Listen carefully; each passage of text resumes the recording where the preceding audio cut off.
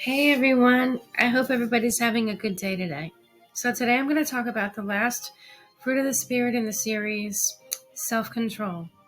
Now I know this is something that we all struggle with. I struggle with it myself, but it's something that we have to address if we're going to be on this race. And speaking of race, I want to go ahead and read some scriptures. But before I do, go ahead and like and subscribe, and of course, hit the notifications button, and feel free to leave a comment in the comment section if you would like. Okay, so the first scripture I'm going to read is from 2 Timothy chapter 1, verse 7.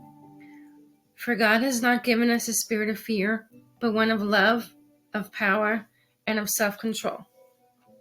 And then I'm going to read from Proverbs 16:32. Better a patient person than a warrior, a person who controls his temper than one who takes a city. And then 1 Corinthians 9:25 says, everyone who competes in the games goes into training. They do it to win a prize that is imperishable. Okay, so the prize that we're going to win, we know we're on this journey right now to be with Him. We could be with Him now, of course, but of course we know we want to be in that eternal place with Him. And while we're on that journey, there's a whole bunch of, different ups and downs and obstacles and things we need to overcome, because it is a journey and a process, but one that He's willing to help us get through if we're willing to allow Him to help us get through it. Okay, so one of the ways that we exercise self-control, obviously, is in, how we behave. Like, you might be in a fight or an argument. I won't really say fight, but you might be like in an argument or, debating something. Somebody has a different opinion than you do. And depending on your personality type, will determine how you need to, respond to that. Like, if you're like a really outgoing personality, really, somebody that just is really like in your face, they have an answer for everything, you might have to exercise some restraint and self-control in not saying a particular thing, or at least holding it until, the right time. Or you might need to exercise self-control on the other hand, like you might be tempted to not say something because you're somebody who doesn't like confrontation. And I can speak to that because I hate confrontation. I do not like it at all. I will avoid it at all costs if I can. But, just like Ecclesiastes says, there's a time and a place for everything. There's obviously a time and a place for even confrontation. Sometimes things need to be addressed. Things need to be spoken about. They need to be brought up. And to whereas the temptation would be to, keep this inside and just, let it fester. Self-control says, or self-discipline to, no, you need to bring this up and bring it out. Another good description would be like for, your diet, for instance. Okay, let's say you're on a healthy diet. Like, well, right now I'm I'm trying intermittent fasting, and I've tried it before. It didn't work so much for me, but I'm trying it again, and this time I'm trying to really stick to it, and I didn't stick to it last time. So I'm trying to exercise the fruit of self-control, and it is incredibly hard. We all struggle with it. The good thing is that you're not alone. So if you feel like you are, you're not, because we're all in the same boat, and this is a fruit of the Spirit that I know that we all struggle with.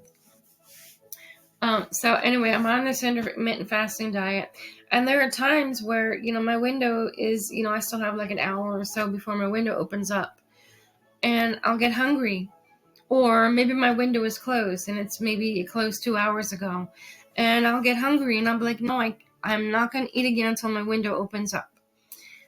or I might want to eat something that I know is, a no-no for me, or I know it's off limits right now. Maybe later on I can introduce it again, but in very small quantities. Again, there's that exercising self-control, like earlier today, when my eating window opened up, I went ahead and I had some chicken and asparagus, and it was really good. But as I was looking in the pantry for a paper plate, I saw the potato chips. And so immediately, my flesh said, ooh, potato chips, I want that. And so I had to say out loud, no. I had to literally speak that to tell myself, no, you are not doing potato chips. You are not, because I know it's a no-no. I know how I feel when I eat them.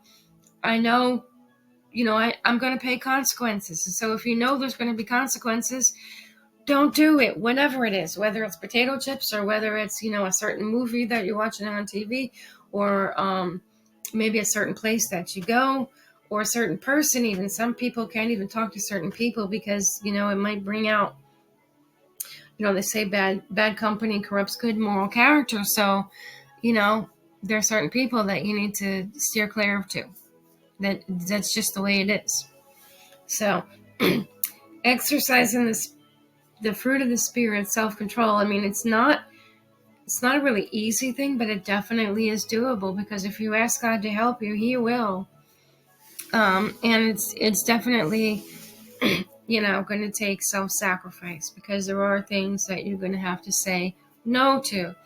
And your flesh self might throw a little temper tantrum, might be like, oh man, like when I said no about those potato chips, there was a little part of me inside that was like, like a kid in a toy store, and the mom says no when they point to the, with the water pistol, or, whatever toys are on the shelf over there. And sometimes we have to do that. We have to say no when we want to say yes, or we have to say yes when we want to say no. There are times where, like exercising, for instance, you want to get out, your body needs exercise, you need to move, you need to, but you're like, well, I'm tired, I don't really feel like it today, I don't feel like getting up, and I don't feel like walking, I don't feel like doing all that, but you need to. And I'm speaking to myself here too, because I know it needs to be done, I know it. But again, the flesh doesn't want, it wants what it wants when it wants. That's it.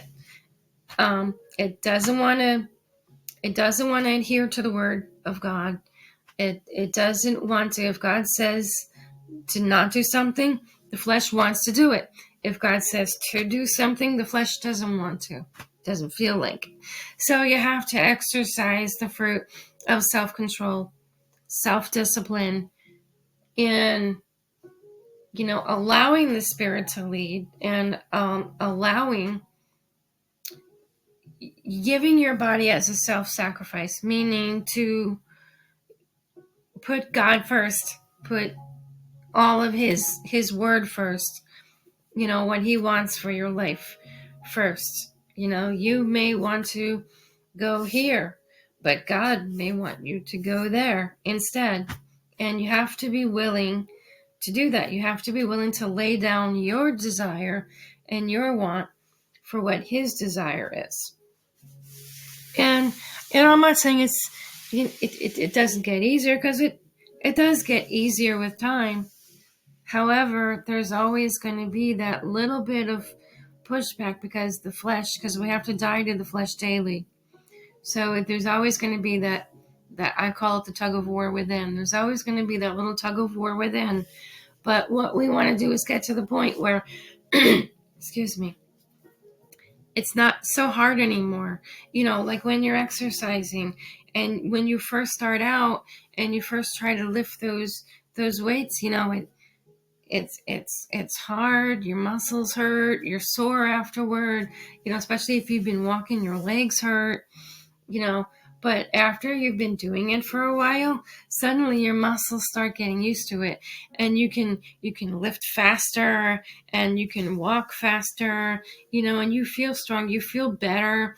You don't seem to need to use as much effort as before. It's the same way with walking in the Spirit. As you allow God to lead you, and you allow the Spirit to take precedence over the flesh, as you allow that, it's going to get easier as you go on day by day. It's going to get a little bit easier to say no when your flesh is wanting to say yes. It's going to be easier. It's going to be like breathing. There's some things that it took me many, many years to get to the point where, one day somebody will do something and I won't respond in a way I used to, and I'll be like, oh, wow. Well, hey, that, in the past, that would have really thrown me for a tizzy. But then all of a sudden, you notice that it's like that mountain that was there, it's not there anymore. And, that doesn't happen overnight. It happens with time and consistency. There's, that faithfulness that I was talking about in the last video, consistency.